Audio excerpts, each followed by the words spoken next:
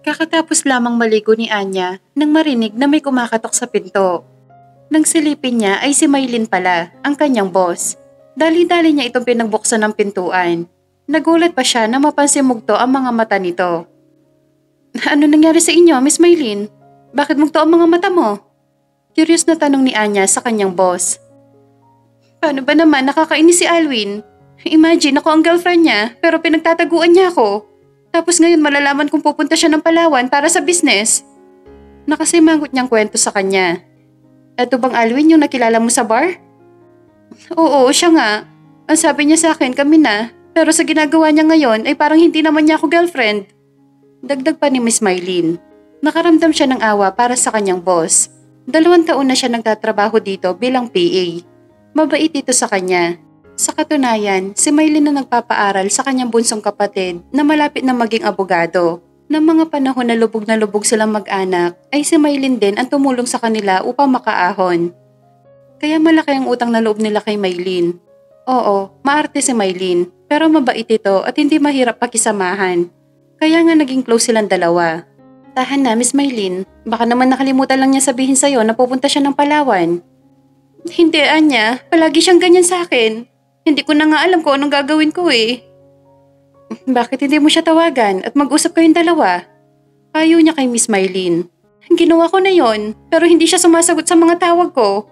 Naisip ko na kailangan ko magkaroon ng mata at tenga sa kanya para alam ko lahat ng mga gagawin niya. Anong ibig niyo sabihin ng mata at tenga sa kanya? Kailangan magkaroon ako ng tao na magbabantay sa kanya sa lahat ng kilos ni Alwin. At ikaw, Anya, ang magiging mata at tenga ko sa kanya. Ha? Ako? Bakit ako? Turo niya sa kanyang sarili. Dahil ikaw lang ang pinagkakatiwalaan ko, Anya. Please, gawin mo to para sa akin. Pakiusap sa kanya ni Miss Maylin. Dahil hindi niya ito matiis, kaya pumayag na lamang siya sa gusto nito. Plinanong mabuti ni Maylin kung paano siya makakapasok sa hotel na pag-aari ni Alwin Ching. Makalipas ang 1 linggo, ay sinabi sa kanya ni Miss Maylin na pwede na siya mag-apply sa hotel ng mga Ching bilang janitress. Ano? Janitress? Yes, janitress. Bakit, ayaw mo ba? Hindi naman sa ganon, Miss Maylin. Pero wala na bang iba? Sorry, Anya, pero janitress lang ang available ngayon sa kanila.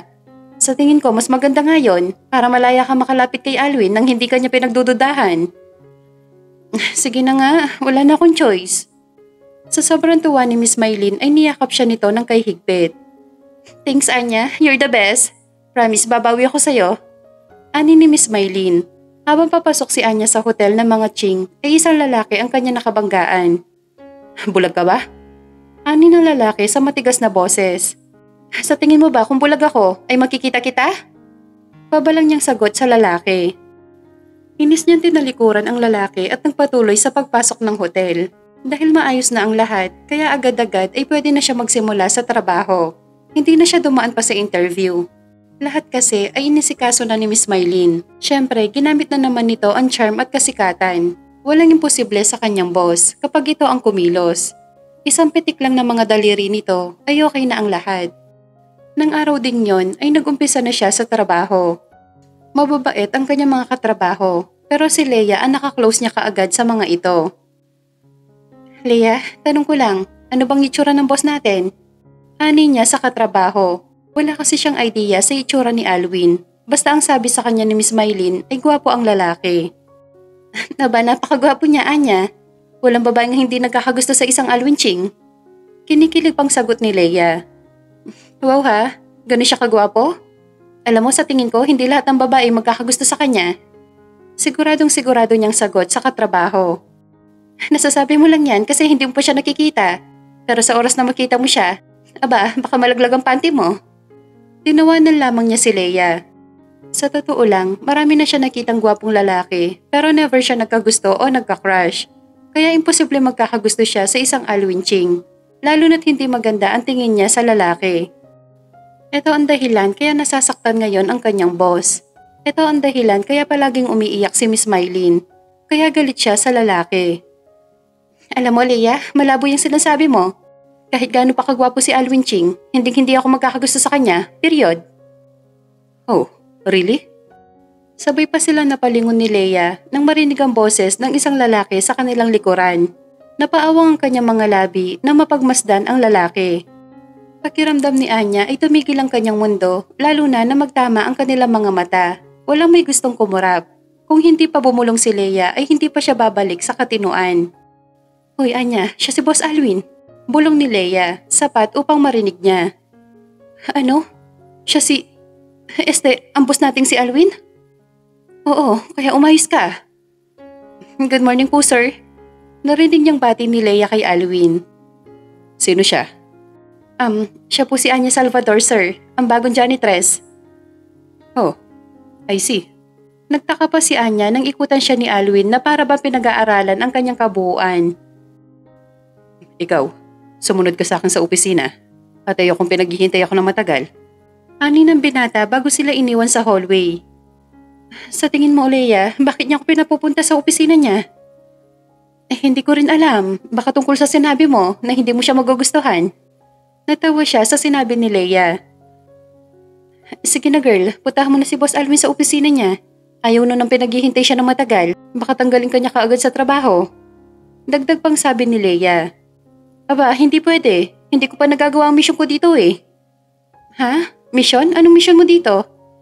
I mean, marami akong misyon sa buhay, kaya hindi pwede matanggal ako sa trabaho. Palusot ni Anya. Samantala, habang malalim na nag-iisip, ay nakarinig na mahihinang katok sa pinto si Alwin.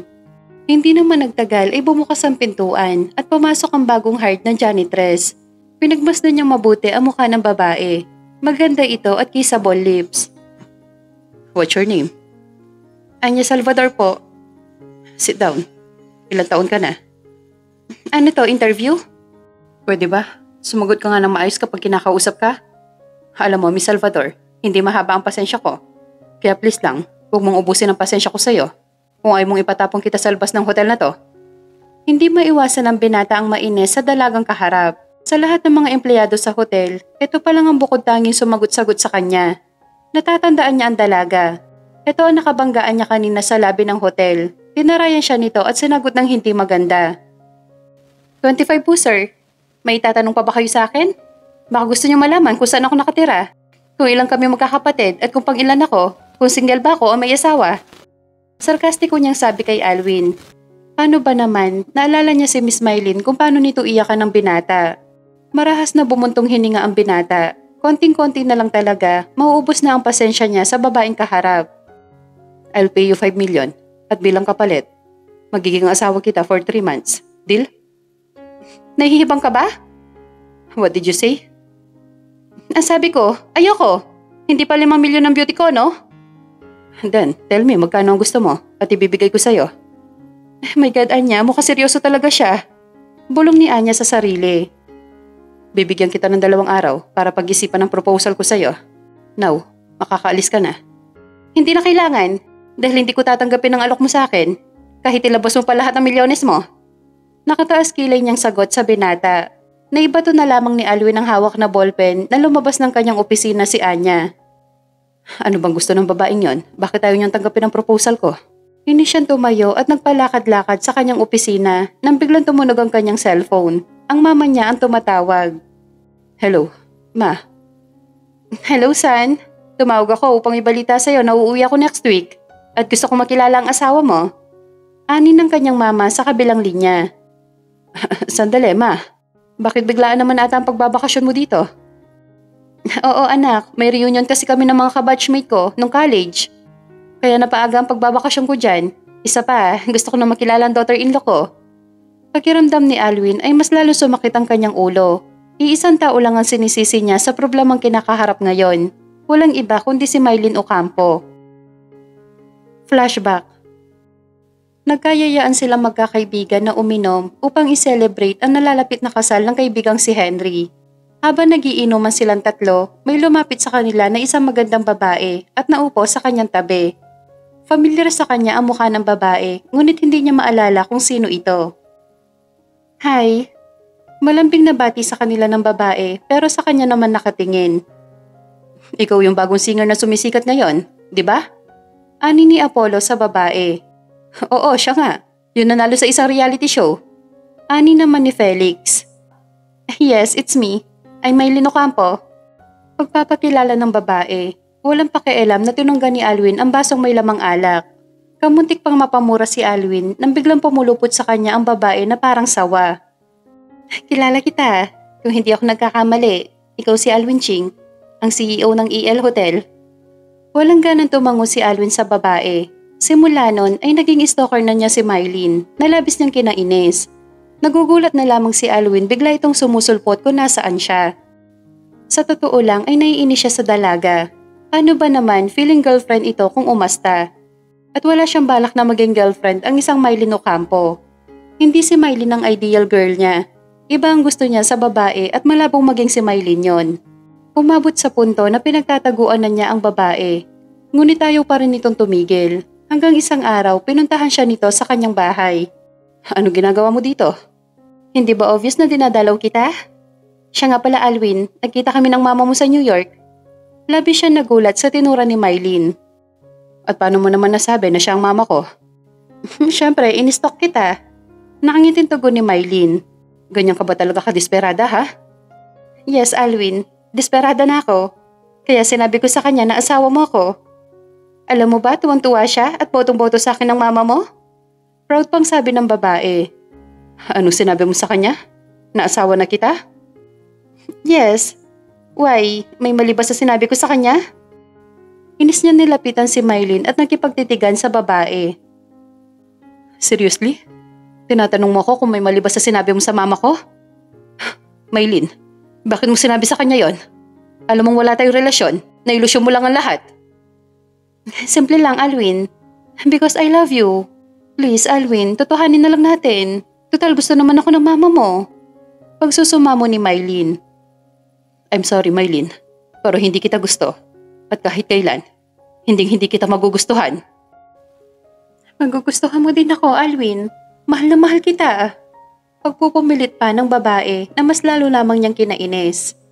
Tigilan mo na ako, Mylene, dahil ayoko sa'yo.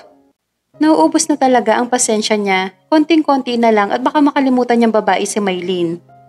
No, Alwin, akin ka lang. Hindi ako papayag na mapunta ka sa ibang babae. Dahil sa nangyari, ay kinailangan niya maghanap ng babaeng magpapanggap na asawa for 3 months. Willing siyang magbayad kahit na magkano pa yon. Basta may maiharap lamang siyang asawa sa kanyang ina. Ngunit wala siyang mahanap na magpapanggap na labis na nagpapasakit ng kanyang ulo. End of flashback. Nang may ibaba ang tawag ng kanyang ina, ay marahas siya na pabuntong hininga. Ang akala niya ay mahaba pa ang oras upang maghanap ng magpapanggap na asawa. Ngunit hindi pala. Lalo na ngayon na mapapaaga ang pagbabakasyon ng kanyang ina. Kailangan ko mapapayag ang babaeng yon. Siya magiging sagot sa problema ko. Kausap niya sa sarili. Samantala, habang nag-aabang ng jeep ay isang BMW ang huminto sa kanyang harapan. Hinintay ng dalaga na bumaba ang driver ng sasakyan. Nanlaki pa ang mga mata ni Anya na makita si Alwin at palapit sa kanyang kinatatayuan. Ako na maghahatid sa iyo, Miss Salvador. Napataas bigla ang isang kilay ng dalaga. Bakit? Tatay ba kita? O kamag-anak para ihatid mo ko? Linawin ko lang, Mr. Alwin Ching. Hindi kita kaano-ano at wala kang obligasyon na ihatid ako, okay?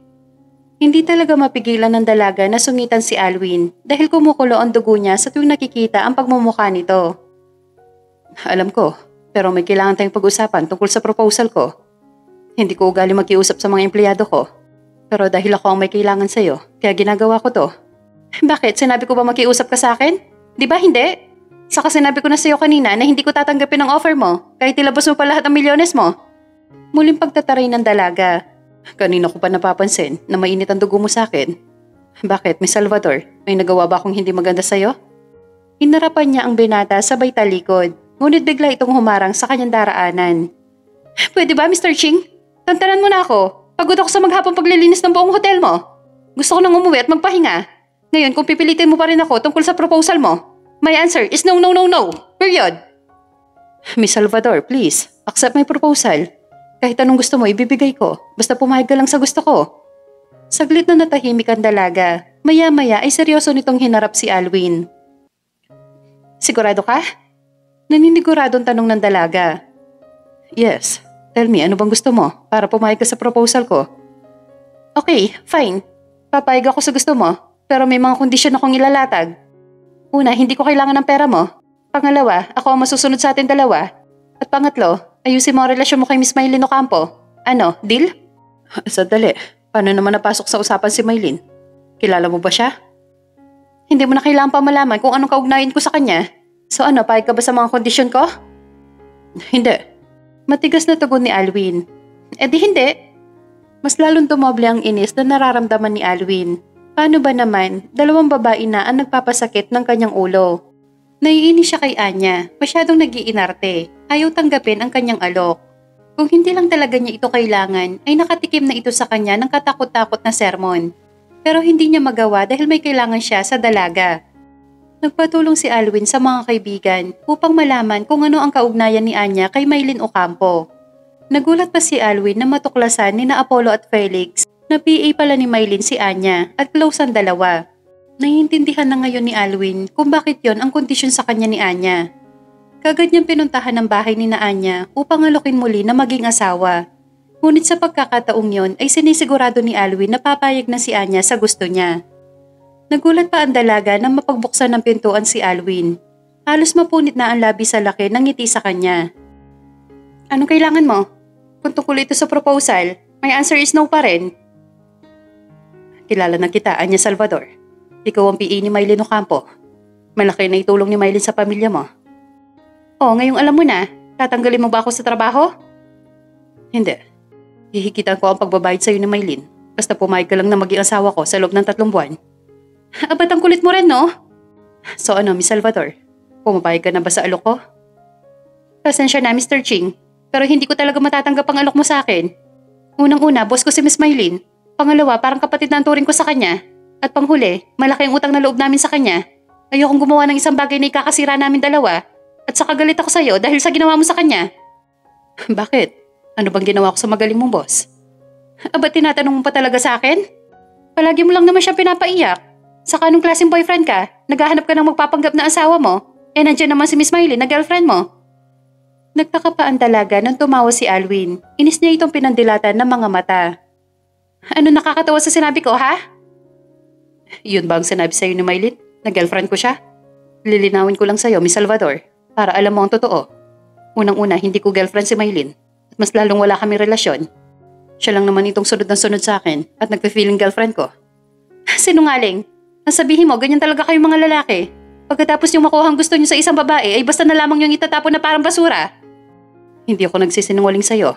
Si Maylin lang ang lapit ng lapit sa akin kahit na iniiwasan ko na siya. Alam mo ba kung anong ginawa niya? Nagpakilala siya sa mama ko bilang girlfriend ko kahit hindi naman totoo. So sinasabi mo ba na sinungaling si Miss Maylin? Na hindi totoo ang mga sinasabi niya sa akin? Exactly. Dahil yun ang totoo. At dahil sa sinungalingan ng babaeng yon, nagawa ko magsinungaling kay mama na may asawa na ako. At yun ang dahilan kaya kailangan kita, Anya. Alam mo, kahit anong sabihin mo, ay hindi pa rin ako naniniwala sa'yo. Ang mabuti pa, umalis ka na at busy ako. Bakit ba ayaw mong maniwala sa akin, ha, Anya? Kung meron man nagsisinungaling sa amin dalawa, yun ang magaling mong boss. Whatever. Walang nagawa ang binata nang pagsaraduhan siya ng pintuan ni Anya. Inis niyang sinipa ang basurahang nadaanan. Kung ayaw mong maniwala, edi wag. Hindi lang naman ikaw ang babae dito sa mundo. Palibhasa man nakasabos mong maarte. Kausap ng binata sa sarili. Samantala, kinahapunan nagpa siya si Anya na dalawin si Maylin sa condo unit nito sa Alabang. Natuwa ito na mapagbuksan siya ng pinto. Mabuti naman, Anya, dinalaw mo ako dito. Kamusta ang trabaho mo sa hotel ng mga Ching? Maayos naman, Miss Maylin. Nakilala ko na ang walang hiya mong boyfriend. Alam mo ba, na ino-offeran niya ako ng malaking halaga? Kapalit nito yung magpapanggap akong asawa niya. What? Ano sabi mo, pumayag ka ba? Siyempre hindi. Alam mo namang sa'yo lang ang loyalty ko. At nalaman din niya na boss kita. Hayaan mo siya. Anyway, thank you, Anya.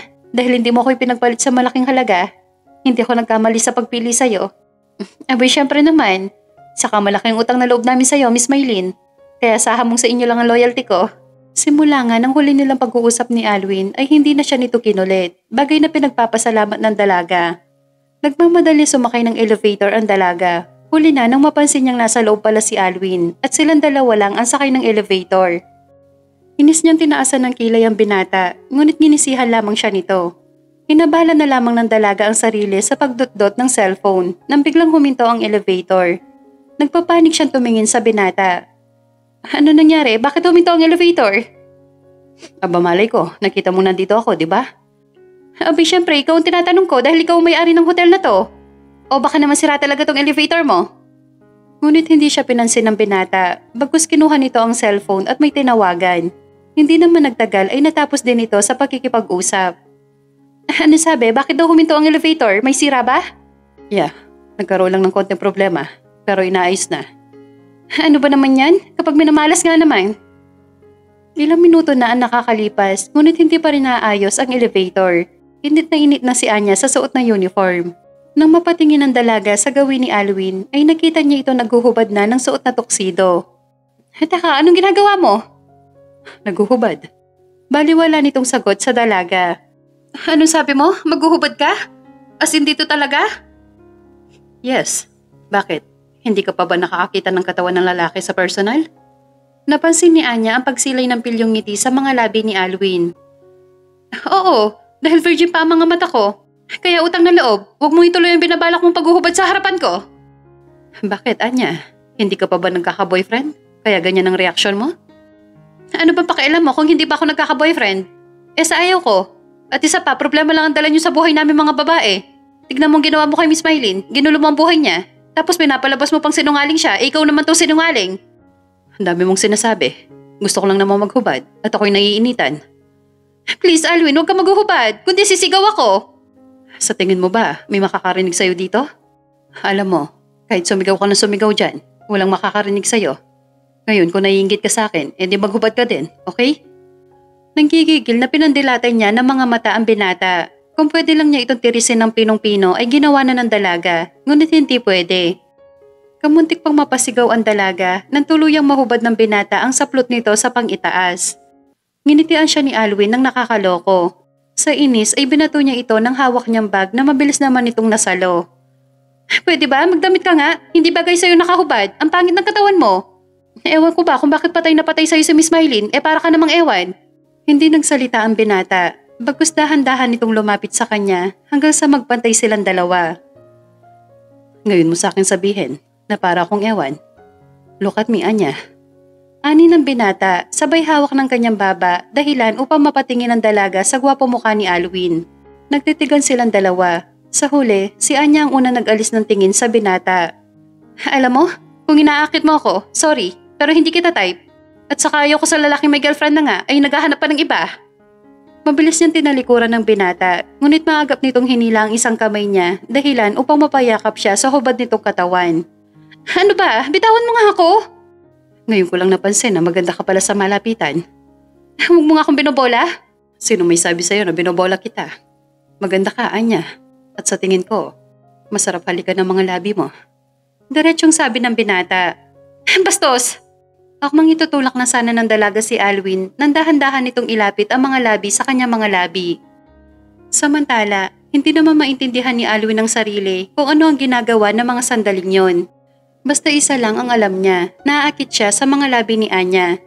Dahan-dahan niyang inilapit ang mga labi sa dalaga. Hinintay niya ang magiging reaksyon nito, ngunit nanatili lamang ito nakatitig sa kanyang muka. Dahil pareho silang busy sa kakatitig sa isa't isa, kaya naman hindi nila namalayan na umaandar na pala ang elevator. Kung kailang konting-konti na lang at maglalapat na ang kanilang mga labi, ay siya naman pagbukas ng pintuan ng elevator. Sa labis na pagkagulat ng dalaga, ay naitulak siya nito. Samantala, nagpalipat-lipat naman ang tingin sa kanila ng mga empleyado. Ngunit baliwala lamang yon sa binata. Wala kayong nakita, maliwanag ba? Ani ng binata sa mga empleyado ng hotel. Yes po sir.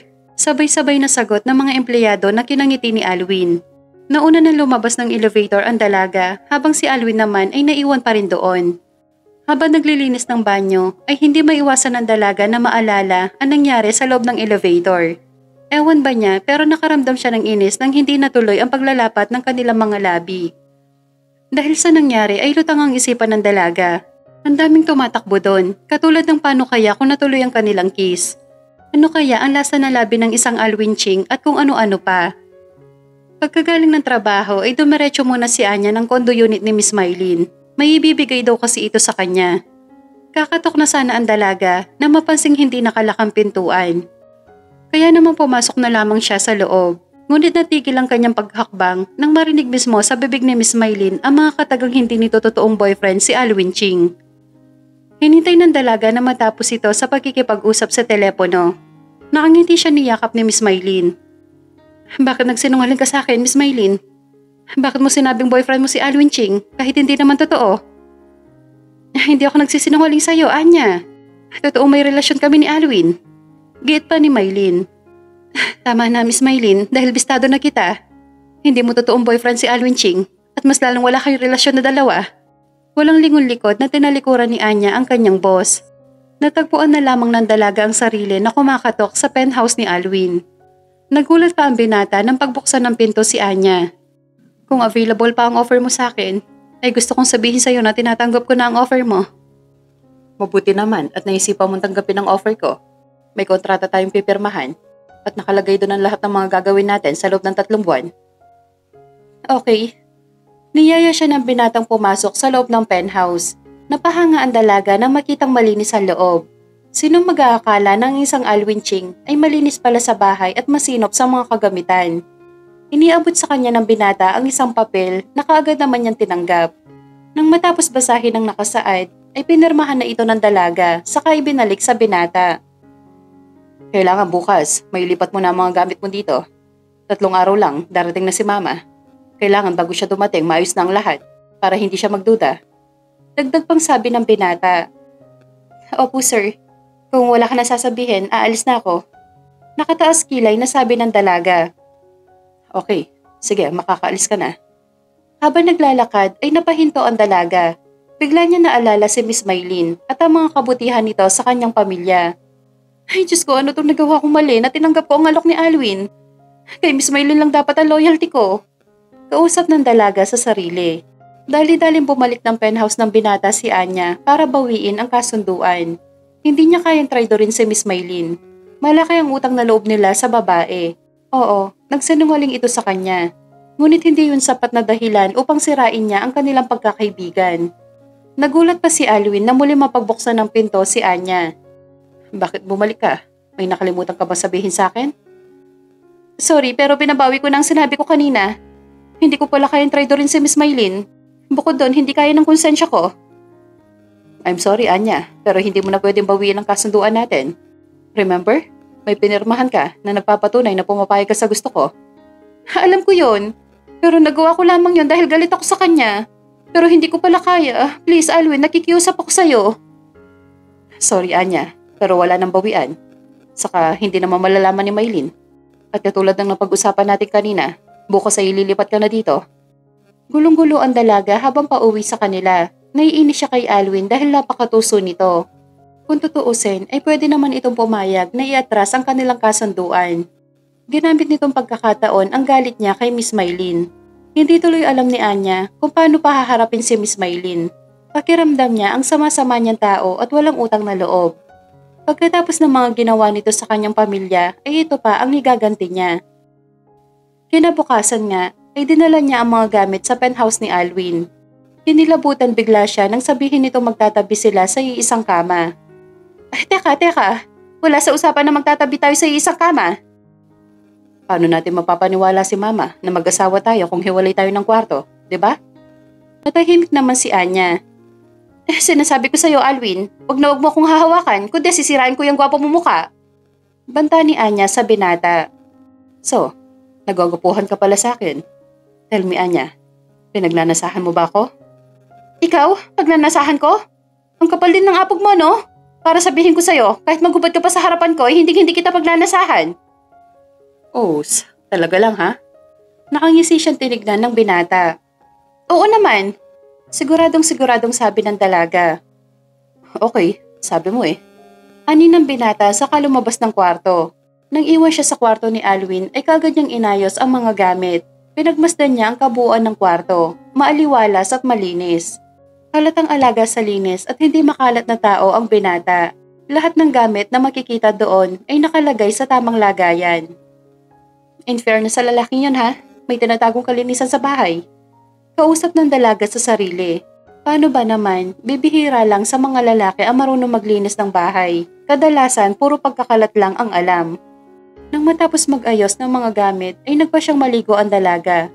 Kinagabihan habang kumakain ay tahimik lamang silang dalawa. Tanging tunog ng mga kubyertos ang maririnig sa kanila. Nang nasa kwarto na ay hindi mapakali ang dalaga, bagay na napansin kaagad ni Alwin. Bakit hindi ka mapakali? May problema ba? Iniisip ko lang kung paano ako makakatulog mamaya. Hindi ako sanay na may katabi sa higaan tapos lalaki pa. Nakasimangot na sagot ng dalaga. Huwag kang mag-alala, hindi ako malikot matulog. Saka malawak tong kama ko, imposible magkadikit tayo. Isipin mo na lang, invisible ako para makatulog ka ng mahimbing. Nauna nang humiga ng kama si Alwin habang palakad-lakad pa rin ang dalaga. Kinuha ng dalaga ang isang unan at iniharang sa gitna. Nang tignan niya si Alwin ay tulog na ito. Nagpa siya ang dalaga na matulog na rin. Naalimpungatan si Anya nang maramdaman na may yumakap sa kanya. Kaagad niyang itinilat ang mga mata. Mukha ni Alwin ang kanyang nakita. Sinasabi ko na nga ba, hindi talaga mapagkakatiwalaan ang lalaking to. Bulong ng dalaga sa sarili. Sa inis ng dalaga ay sinampal niya si Alwin, dahilan upang magising ito. Nagtatanong ang mga matang tumingin ito sa kanya. Ano bang problema mo? Bakit mo ako sinampal? Halata ang inis sa boses ng binata. Paano hindi kita sasampalin? Nakayakap ka na sa akin. Hindi kita niyakap Anong hindi? Anong tawag mo dyan sa mga kamay mo nakayakap sa akin, ha? Eto ba? Sorry, tulog ako. Ang akala ko, unan ka kaya niyakap kita. Para-paraan ka din, no? Inis na bumangon si Anya at inilahad ang palad kay Alwin. Ano yan? Sisingilin kita sa pagyakap mo sa akin. Napangangabigla ang binata. What? Watwatan kita dyan. Akin ng 20,000. Seriously? 20,000? Mukha ba ako nagbibiro? Akin na, bilis. Bukas na lang, wala akong cash. Saka nag-iisip ka ba? Gabing-gabi na naniningil ka sa akin. Siguraduhin mo lang na bukas babayaran mo ko. Dahil kung hindi, lagot ka sa akin. Naiiling na lamang na nagtakip ng unan ang binata. Kinabukasan, nauna nagising ang dalaga, habang si Alwin naman ay mahimbing pa rin na natutulog. Naligo muna siya. Habang abala sa pagsasabon ng katawan, ay narinig ng dalaga na bumukas ang pintuan ng banyo. Huli na mapagtantong hindi pala niya nailak ang pintuan. Sa sobrang taranta ay hindi niya alam kung ano ang uunahin, kung magbabalaw ba ng katawan, kung magtatapis ba ng towel o tatakbo sa pintuan bago pa siya tuluyang makita ng binata. Samantala, nawala naman ang antok ni Alwin na makita ang dalagang abalang nagsasabon sa katawan nito. Bigla siya naistatwa sa kinatatayuan. Anak ng tipaklong na malaki ang bunganga! Bulalas ni Anya na makitang titig na titig sa kanya ang binata. Sorry, hindi ko alam na may tao pala. At saka bakit naliligo ka na hindi nakalakang pinto? Abay maligo ba? Nagigising ka na at papasok ka dito. Sa susunod, kung ayaw mong maulit ang ganito, matuto ka maglak ng pinto. Kababaing tao, napakaburara. Hoy, excuse me, hindi ako burara. Pwede ba? Lumabas ka na matapos na ako. Pagtataboy niya kay Alwin, kaagad naman tumalima ang binata. Ngunit muling bumukas ang pintuan at si Alwin ulit ito. Ano? Asik ng dalaga sa binata. Gusto ko lang sabihin na wala akong nakita. Yun lang, lalabas na ako. Sa inis ng dalaga ay binato niya ng sabon si Alwin na tumama sa malapad nitong likod. Pagkalabas ni Alwin ay kaagad niyang nilakang pinto habang habol-habol ang paghinga. Sinungaling na Alwin na yon? Wala daw siya nakita pero halos may statue siya kanina na makita ako. Ay, nakakainis. Hindi ko pa nga nakikita ang Prince Charming ko. Tapos may nauna na sa kanya makakita ng katawan ko? Humanda ka talaga sa akin, lalaki ka. Sisingilin kita ng mahal. Ani sa sarili ng dalaga. Binilisan na ng dalaga ang pagligo. Paglabas ng banyo ay naabutan niya si Alwin na abala sa computer. Nilapitan niya ang binata sabay lahad ng isang palad. Nagtataka naman itong tumingin sa kanya. Bakit nakalahad ang palad mo? Nakalimutan mo na ba na may utang ka sa akin kagabi na 20,000? Asa na? Wala nga akong cash. Later na lang paglabas ko. Okay. So bali, 20,000 plus 1 million. Yun ang utang mo sa akin at kailangan ko makuha yun mamaya ng buo. Sandali ha? Anong 1 milyon ang pinagsasabi mo dyan? Aba, maang-maangan ng peg? Nakalimutan mo na ba na nakita mo ang buong katawan ko? Pati ang bagay na dapat ay para lang sa magiging asawa ko? Ngayon, kailangan kita singilin na mahal. Alam nga na malibre lang yon. Ano ka, siniswerte? Wala nga ako nakita. Sa tingin mo talaga naniniwala ako sa'yo? Bayaran mo ako ng 1 milyon, tapos ang usapan natin. Kung ayaw mo, edi alis na lang ako dito. Ikaw din, bukas nang darating ang mama mo, wala ka na mahanap na magpapanggap bilang asawa mo. Okay, fine. Ay, nakakainis. Saan ba pinaglihi ang babaeng to? Sa pera? Bulong ng binata ngunit narinig pala ng dalaga. Sa susunod kung ayaw mo singilin kita, umayos ka. Napapakamot na lamang ng ulo ang binata. Pagkatapos kumain ng lunch ay nagpa siya lumabas si Alwin. Ngunit nagulat siya nang pagbukas niya ng pinto ay siya naman pagtigil ng isang van. Mula sa van ay lumabas ang kanyang mama at patakbo siya niyakap. Teka lang mama, ang akala ko ba'y bukas pa kayo darating? Sinabi ko lang yon anak dahil gusto kita supresahin. At ang asawa mo? Nasaan ang asawa mo? Gusto ko na siya makita. Nasa loob po. Pagkapasok sa loob ay kaagad niyang tinawag si Anya. Nagulat pa ito na makitang kasama niya ang kanyang ina. Ma, si Anya, my wife. Pagpapakilala ni Alwin sa kanyang mama. Ang galing mo talagang pumili, son. Perfect. Puri ng ginang sa anak. Siyempre naman mama, ako pa ba? Anyway, ilang araw ba kayo dito? 3 buwan anak, at dito ako titira sa bahay mo. What? Bakit Alwin anak, ayaw mo ba akong dumito? May himig pagtatampo sa boses ng kanyang ina. Hindi naman sa ganon, mama. Pero may bahay naman tayo sa Alabang. Palusot ng binata. Matagal ako nawala, saka gusto kitang makasama. At bukod doon, gusto ko rin makilala ng mabuti ang daughter-in-law ko. Napapakamot na lamang ng ulo ang binata. Sa isip-isip niya ay mahihirapan silang gumalaw ni Anya kapag nandoon ang kanyang ina. Samantala, kinabahan naman si Anya nang marinig galing sa mama ni Alwin na doon ito titira sa loob ng 3 buwan. Mukha namang mabait ang ina ng binata at hindi mahirap pakisamahan. Ang pinoproblema ng dalaga ay kung paano siya kikilos sa harap ng mama ni Alwin. Hindi pwedeng palagi silang sweet sa harapan ng ginang. Lalo na't hindi naman talaga sila totoong mag-asawa. Kinagabihan, kinausap niya si Alwin. Hindi siya papayag na araw-araw magsisinungaling sa mama nito. Kung sabihin na lang kaya natin na nagpapanggap lang tayo. Nag-iisip ka ba? Magagalit yun sa akin, pati sa'yo. Kaya kailangan na natin panindigan ng pagpapanggap na to. Anong ibig mong sabihin? Kailangan mapaniwala natin si mama na totoong mag-asawa tayo. Nang sa ganon, hindi tayo pagdudahan. Ano sinasabi mo? Hindi kita maintindihan. Naguguluhang ani niya sa binata. Naisip ko na magpakasal na tayo. Nang sa ganon, may papakita tayong katibayan sa mama ko na totoong mag-asawa tayo. Baliw ka ba? Mas lalo lamang natin niloloko ang mama mo. Ayoko ng ganito, Alwin. Hindi kaya ng konsensya ko. Please, Anya, pumayag ka na. Ito na lang talaga naisip kong paraan upang hindi tayo pagdudahan ni mama. Promise, last na to. Babayaran kita ng 6 na milyon. Pumayag ka lang, Anya. Pakiusap sa kanya ni Alwin. Bakit 6 na milyon lang? Di ba pwedeng 10 milyon para walang butal? Okay, fine. 10 milyon. Deal? Okay, deal. Kinabukasan nga ay nagpakasal sila sa West. Ang kaibigang judge ni Alwin ang nagkasal sa kanila. Bago umuwi ng penthouse ay dumaan muna sila ng restaurant para kumain. Habang hinihintay ang kanilang order ay bigla na lamang sumulpot si Mylene. Bakit magkasama kayong dalawa? Ani nito habang nagpalipat-lipat ang tingin sa kanilang dalawa. Hindi ba obvious na nagde-date kami mag-asawa? Si Alwin ang sumagot sa tanong ni Mylene. Anong date? Ano mag-asawa? Waring naguguluhan ng babae. Asawa ko na si Anya. Mag-asawa na kami dalawa. Ani ni Alwin sa seryosong boses, saka hinawakan ang isang kamay niya. No, hindi to pwede. Hindi! Sigaw ni Miss Mylene. Bakit hindi pwede? Matapang na saad ng lalaki. Dahil akin ka lang, Alwin. Akin ka lang. Kung inaakala nyo natitigilan ko kayo, pues nagkakamali kayong dalawa. Lalong-lalo ka na, Anya. Ani ni Miss Mylene bago pa dabog na lumabas ng restaurant.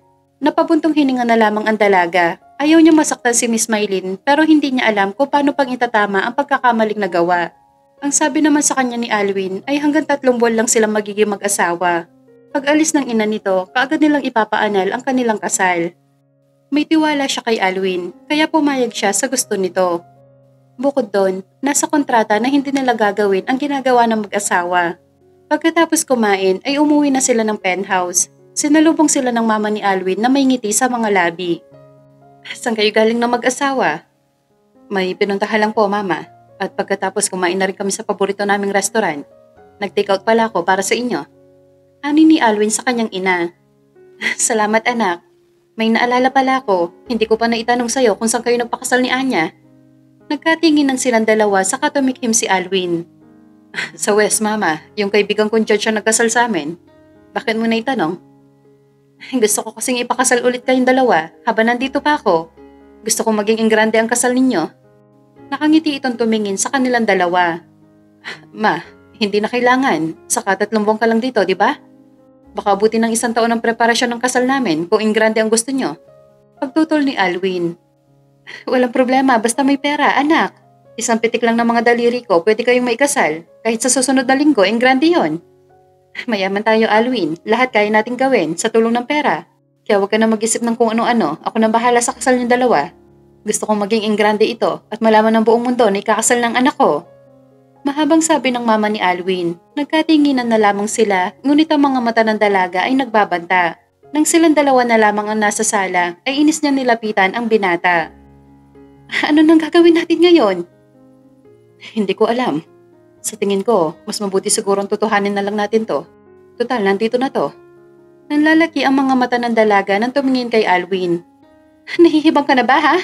3 months contract lang usapan natin, tapos ngayon gusto mong tutuhanin ang pagpapanggap na to? Asik ng dalaga. Hindi sa ganun, Anya. Pero sa tingin ko, mahal na kita. Ano sabi mo? Mahal mo na ako? Turo ng dalaga sa sarili. Oo, Anya. I like you. Ikaw ba? Gusto mo na ba ako? Balik tanong sa kanya ng binata. Hindi ko alam ang isasagot, Alwin. Basta ang tanging alam ko lang, masaya ako kapag kasama kita.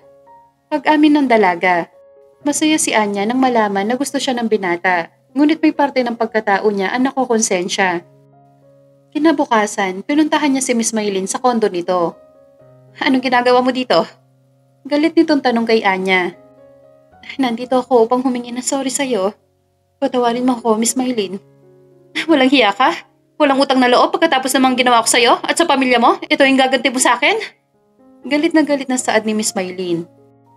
Oo na, walang hiya na kung walang hiya. Pero kasalanan mo din naman to. Kung hindi ka nagsinungaling sa akin ay hindi tayo aabot sa ganito.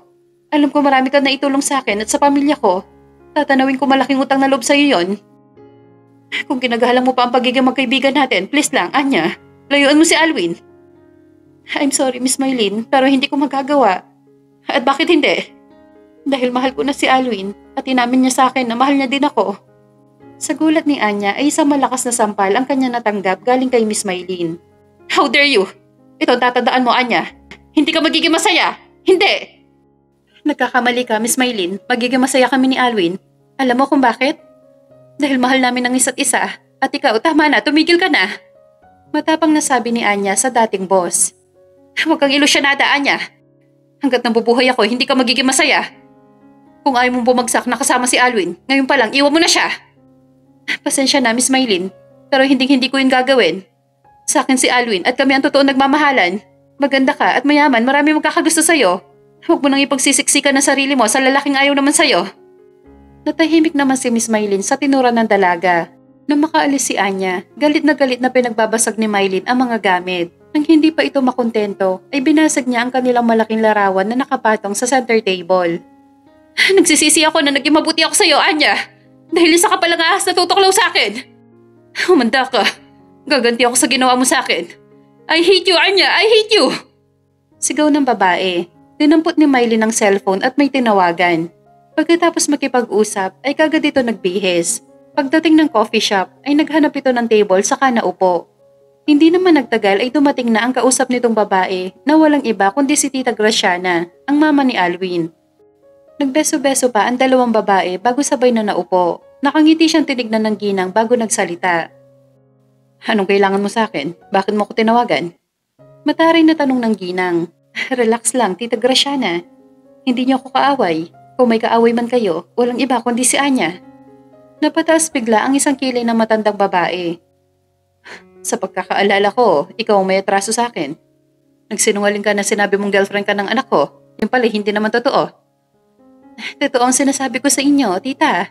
Pero dahil sa malanding Anya na yon, ay nagkasira kami dalawa ni Alwin. Oh, really? How? Waring naguguluhan ng ginang. Magtulungan tayo, Tita Graciana. Paghiwalay natin sina Alwin at Anya. Mariing sabi ni Miss Maylin sa ina ni Alwin. For what? Mataray na sagot ng ginang. Dahil ako ang nababagay sa anak ninyo, hindi ang hampas lupa na Anya na yon. Okay. Walang buhay na sagot ng ginang. Nagniningning sa tuwa ang mga mata ni Mylene. Salamat, Tita Graciana. Sa isip-isip ni Mylene ay umaayon sa kanya ang pagkakataon. Sa kanya kumampi ang mama ni Alwin. So ibig sabihin, siya ang gusto nito maging manugang at hindi si Anya. Humanda ka, Anya. Malapit nang matapos ang maliligaya mong araw sa piling ni Alwin.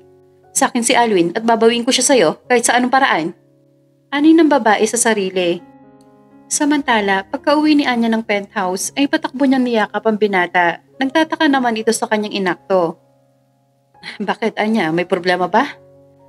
Tinatanong mo ko kahapon kung mahal kita. Ang sagot ko, oo, Alwin. Oo, mahal din kita. Tama ba narinig ko, Anya? Mahal mo ako? Paglilinaw ni Alwin. Oo, Alwin, mahal din kita. Hindi ko alam kung kailan to nagsimula. Basta mahal din kita. Dahil yun ang sinasabi ng puso ko. Umiiyak na pag-amin ng babae. Mahal na mahal din kita, Anya. Promise magiging mabuting asawa ako sa'yo. Gagawin ko ang lahat upang maging karapat-dapat sa pagmamahal mo. Lingid sa kanilang kaalaman ay nakikinig sa dikalayuan ang ina ni Alwin. Simula na magkaaminan ng feelings ay namuhay ng totoong mag-asawa ang dalawa at masasabi ni Anya na masarap sa pakiramdam. Lalo na't ramdam niya kung gaano siya kamahal ni Alwin. Isang araw, maagang pumasok ng opisina ang lalaki. Kaya naman silang dalawa lamang ng mama nito ang kumain ng almusal. Kamusta naman ang pagsasama ninyo ng anak ko bilang mag-asawa? Ani ng ina ni Alwin. Okay naman po, mama. Bakit po ninyo naitanong? Nakaramdam ng kaba si Anya. Mabuti naman kung ganon. Siya nga pala, iha. Gusto kong ikwento mo sa akin kung paano kayo nagkakilala ng anak ko at kung paano kayo na-develop sa isa't isa. Ani ng ginang. Po? Kalma ka lang, iha. Bilang ina ni Alwin, gusto kong malaman ng kwento niyong dalawa bago kayo magpakasal. Sunod-sunod na paghinga muna ang ginawa ni Anya bago sinagot ang tanong ng ginang. Gusto niyang magsinungaling, ngunit nanaig sa kanyang puso ang pagsasabi ng totoo. Para kay Anya, tama na ang isang beses na pagsisinungaling. Ayaw na niyang dagdagan pa. Gusto niyang maging tapat sa ina ni Alwin. May ipagtatapat po sana ako sa inyo. At sana po mapatawad niyo kami ni Alwin. Okay, tignan natin. Tell me, Anya, ano bang ipagtatapat mo sa akin? Wala na ngang inaksayang pagkakataon si Anya. Sinabi na niya lahat sa ginang mula sa umpisa hanggang sa pagpapakasal nila ni Alwin. Ang akala ng babae ay magagalit ito sa kanya. Ngunit sa gulat niya ay niyakap siya nito ng mahigpit. Salamat, iha, sa pagiging honest mo sa akin. Actually, una pa lang nang sinabi sa akin ni Alwin na may asawa na siya, ay hindi ako naniwala. Yun ang dahilan kaya bigla akong umuwi dito. Sorry po ulit kung nagsinungaling kami sa inyo. Ngumiti ito sa kanya ng ubod ng lapad. Napatunayan ni Anya na magaan sa feelings kapag walang tinatagong sikreto. Nang ikwento niya kay Alwin ang tungkol sa naging pag-uusap nila ng mama nito, ay labis itong natuwa sa kanya. Makalipas ang 2 buwan, mag-uumpisa na sana ang kasal nang bigla na lamang may sumigaw nang itigil ang kasal. Sabay pa sila napalingon ni Alwin. Huwag mong guluhin ang kasal namin ni Anya. Please, Mylene, tama na. Nakikiusap ako sa'yo. Pakiusap ng lalaki. Bakit, Alwin? Na nakiusap ba ako sa'yo? Pinakinggan mo ba ako? Diba hindi? Sigaw ni Mylene. Madilim ang mukhang nilapitan ni Alwin ang babae. Tama na, Mylene. Tumigil ka na. Sigaw niya sa pagmamukha nito. Gusto mo akong tumigil? Para ano? Para maging masaya kayo? Hindi, Alwin. Hindi ako titigil hanggat hindi ka nagiging akin. Umiiyak nitong Saad. Ano bang mahirap intindihin sa salitang hindi kita mahal? Tama na, Mylene. Pagod na ako sa'yo. Sa totoo lang, nauubos na talaga ang pasensya ni Alwin sa babae. Kung pagod ka na sa akin, mas pagod ako sa'yo. Kaya panahon na para tapusin ang love story nyo. Ani ni Mylene. What do you mean? Nakaramdam ng kaba ang lalaki sa tinura ng babae. Mula sa dala nitong bag ay may kinuha ang babae. Ganun na lamang ang panlalaki ng mga mata ni Alwin na makitang barilyon. Kung hindi ka magiging akin, Alwin, pues, hindi ka mapupunta kay Anya. Sabay tutok ng baril nito sa kanya. Mylene, please, ibaba mo ang baril. Baka pumutok yan. Utos ni Alwin sa babae, ngunit umiling lamang ito. Minahal kita, Alwin, pero anong ginawa mo? Pinagkaitan mo ko ng pagmamahal. Magpaalam ka na sa mahal mong Anya, dahil ito na ang huling beses na magkikita kayong dalawa. Doon na hindi nakatiis si Anya. Patakbo niyang nilapitan ng asawa at iniharang ang kanyang katawan. Alam kong galit ka sa akin, Miss Mylene. Ako na lang ang patayin mo, wag si Alwin. Total sa akin ka namang galit, di ba? Matapang niyang saad sa dating boss. Oo nga naman, bakit hindi ikaw? Ikaw naman ang punot dulo ng lahat ng nangyayaring to. Ani nito sabay tutok ng baril sa kanya. Anong ginagawa mo, Anya? Bulong ni Alwin sa asawa. Mas gugustuhin ko pa na ako na lang ang mamatay kaysa ikaw. Tama naman si Mas Maylin eh. Ako ang punot dulo ng lahat ng to, kaya ako ang dapat na mawala. No, hindi yan totoo, Anya. Walang mamamatay sa atin dalawa. Magsasama pa tayo ng matagal at bubuo ng isang masayang pamilya. Mas lalong tumindi ang galit na nadarama ni Maylin para kay Anya. Hindi niya nagustuhan ang nakikita ng mga sandaling yon. Kitang-kita niya kung gaano kamahal ni Alwin ang dating empleyado na itinuturing niyang kapatid. At yun ang isa pa sa ikinagagalit ng dalaga. Nasira ang magandang samahan nila ni Anya nang dahil lamang sa iisang lalaki. Sa lalaking kapwa nila minahal. Kung alam lamang niya na mangyayari ito, di sana hindi na niya inutosan si Anya na magtrabaho sa hotel nila Alwin. Ngunit nangyari na ang hindi dapat mangyari, kaya kailangan niya nang tapusin. Wow, nakakatuwa naman kayong dalawa.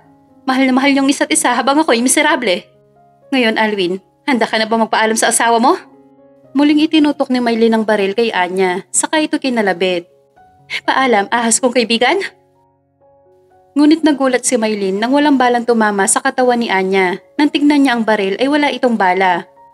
No, paano nangyari to? Alam ko may bala to pero bakit nawala? Saan napunta ang bala ng baril ko? Naguguluhan tanong ni Maylin sa sarili. Eto bang hinahanap mo? Napatingin bigla si Maylin sa mama ni Alwin na ngayon ay papalapit sa kinaroroonan niya at hawak ang 5 pirasong bala. Yes, Tita Graciana. Wait, paano napunta sa iyo ang bala ng baril ko? Hindi mo na kailangan malaman pa kung paano ito napunta sa akin. Ang masasabi ko lang, Maylin, mas matalino ako sa iyo. Sa tingin mo ba, papayag akong patayin mo ang anak ko at guluhin ang kanilang kasal? Siyempre hindi. Bilang isang ina, kailangan kong protektahan ang anak ko laban sa mga taong gusto siyang gawa ng masama. Wala akong maalala na pumayag ako sa kabaliwan mo. Saka walang inang ilalaglag ang sariling anak niya. Nakataas ang kilay na tugon ni Graciana. Walang hiya ka matanda ka, niloko mo ako. Pinagmukha mo kong tanga. Eto, tatandaan niyo lahat, lalong-lalo ka na, Anya. Hindi ko kayo titigilan hanggat nabubuhay ako. Banta sa kanila ni Maylin.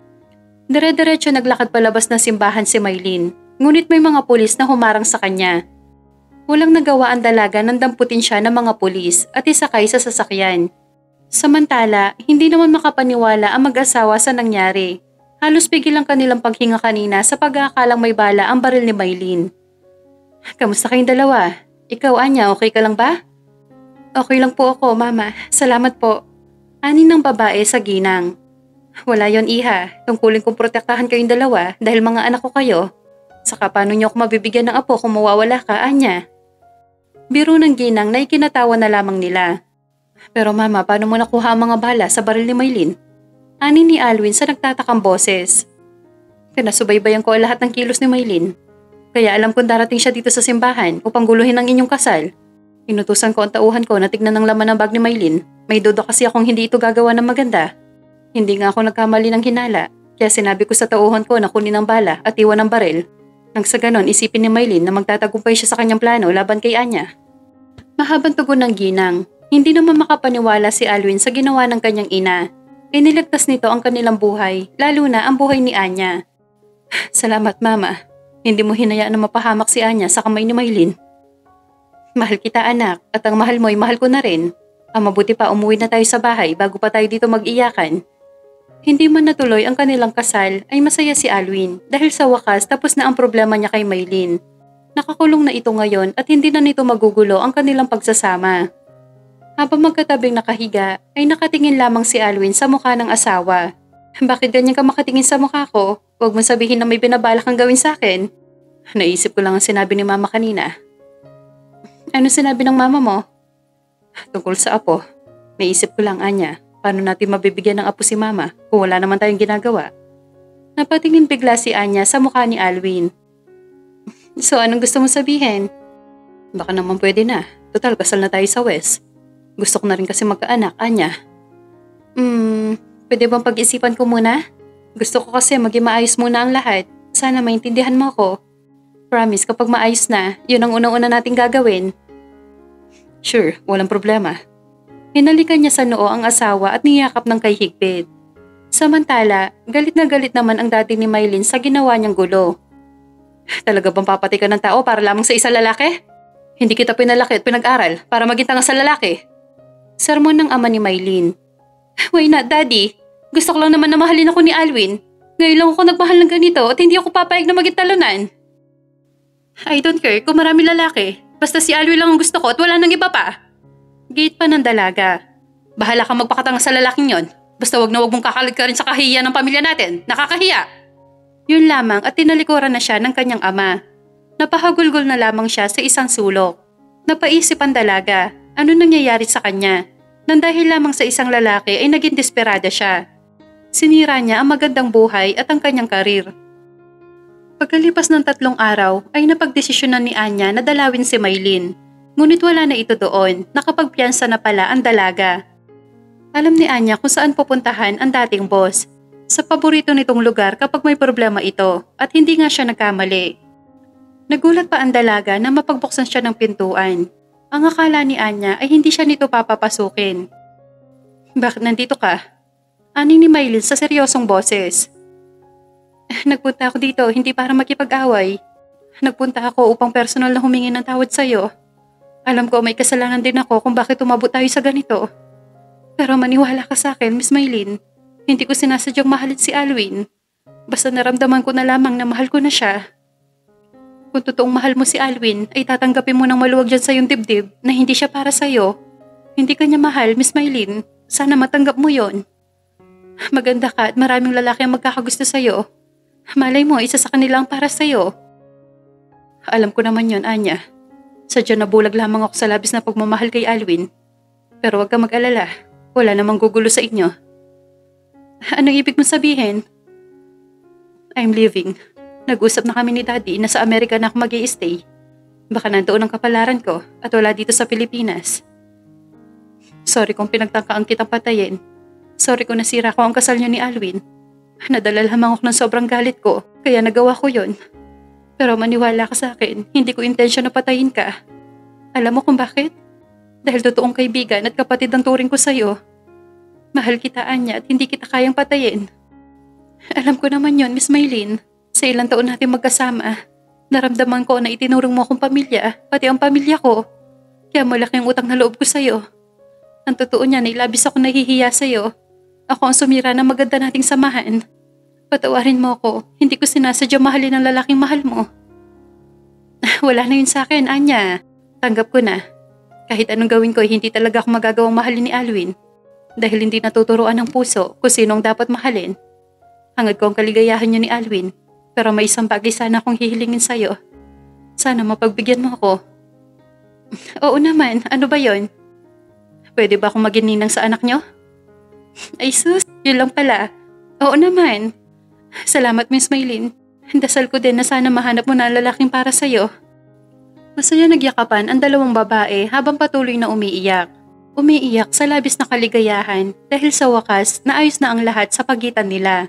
Nakahinga ng maluwag si Anya. Sa wakas, magiging masaya na sila ni Alwin. At wala na silang masasaktan na isang tao na malapit sa kanyang puso. Masaya niyang pinuntahan ng asawa sa hotel at ibinalita ang magandang balita. Maging ang lalaki ay natuwa rin dahil wala nang magiging hadlang sa kanilang pagmamahalan. Mabuti naman na nakapag-isip na ng tama si Mylene na hindi maganda ang ginagawa niyang pagsira sa kanyang buhay at pati tayo ay dinadamay niya. Kaya nga mabuti na lang talaga. Tapatin mo nga ako, Alwin. Ano bang ginawa mo at patay na patay sa'yo si Miss Mylene? Natatawang tanong ni Anya sa asawa. Wala akong ginawa o ginagawa. Bastang natatandaan ko, nagkita kami sa isang bar at doon ay nag-umpisa na ang kalbaryo ko sa kanya. Pati si Mama pinuntahan niya at nagpanggap siyang girlfriend ko. Baka naman ginayuma mo si Miss Mylene, kaya ganon. Biro niya kay Alwin na kinatawan naman ng lalaki. Sa gwapo kong to? Hindi ko na kailangang gumamit ng gayuma dahil babae na mismo ang lalapit sa akin. Proud na sabi ni Alwin. Talaga kaya pala habol ka ng habol sa akin. Nagkatawanan na lamang silang dalawa.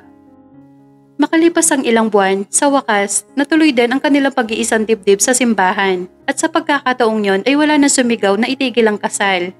Sino mag-aakala na ang lalaki nag-alok sa kanya ng 3 months contract ay magiging panghabang buhay pala ng kanilang kontrata. Ang akala dati ni Anya ay mahirap mahalin ang isang Alwin Ching, pero hindi pala. Dahil ang totoo, walang babae ang hindi mapapamahal sa lalaki at isa na siya doon. Nang gabing yon ay buong pagmamahal nilang pinagsaluhan ang init ng kanilang pagmamahalan. Halos magdamag silang gising at walang balak matulog. Hindi nagtagal ay nabuntis si Anya sa kanilang panganay na anak at syempre alagang-alaga siya ni Alwin, maginang mama nito. Kulang na lamang ay hindi na siya pakilusin ng mga ito sa labis na pag-iingat sa kanya. Kaya ko ang sarili ko. Isa pa, kumpleto pa naman ang mga kamay at paa ko, kaya hayaan niyo ako magkikilos-kilos. Reklamo ni Anya sa mag-ina. Mabuti na mag-iingat, Anya. Saka first apo ko yan. Ani ng ginang. Oo nga naman, Anya. Hayaan mo na kami ni Mama. Gusto ko lang naming alagaan. At siguraduhin safe kayong dalawa ng anak natin. Ani naman ng lalaki. Wala na nga nagawa si Anya kundi ang pagbigyan ang mag-ina na alagaan siya at gawing prinsesa. Hindi nagtagal ay normal niyang nailabas ang kanilang kambal na sina Alwina at Athena na parehong kamukha ni Anya. Napaiyak na lamang si Anya na makita ang kambal na karga ni Alwin. Inaabot nito sa kanya si Alwina na kaagad naman niyang kinarga. I love you, asawa ko. Bulong sa kanya ng asawa. I love you too, Alwin. Salamat at dumating ka sa buhay ko. Ganting tugon ng babae. Punong-puno ng pagmamahal na niyakap nila ang isa't isa kasama ng kanilang kambal na may ngiti sa mga labi.